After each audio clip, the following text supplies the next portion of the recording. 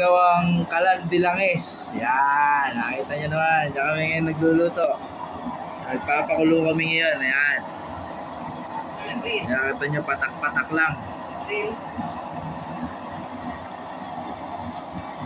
Po ang version 2 namin ng kalandilangis. Medyo nag-upgrade po kami ng blower. Medyo malaki, mas maganda siya. Tignan nyo mga apoy, oh. Ganda. Lakas.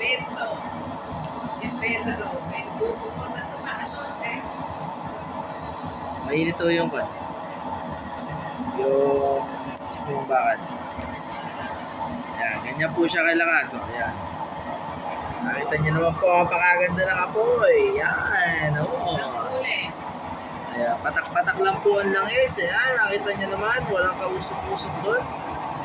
Ayos na ayos. Ayan, sandali lang po, kumukulo na yung ating tubig o yung pinapainit na tubig. Ayan. Pwede po yan sa mga talyasik.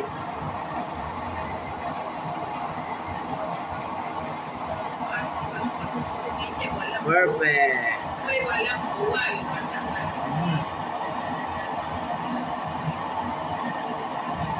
Habang umaagos po yung kat, tumataas ang kanyang apoy.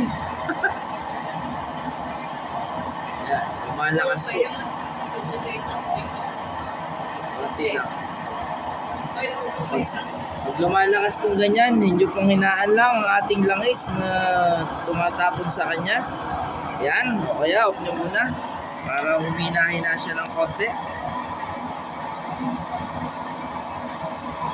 Ayan po, nakita nyo naman.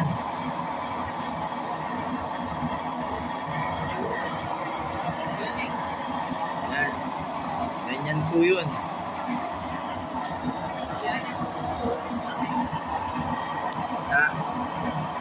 Mamaya ho natin patutuloy.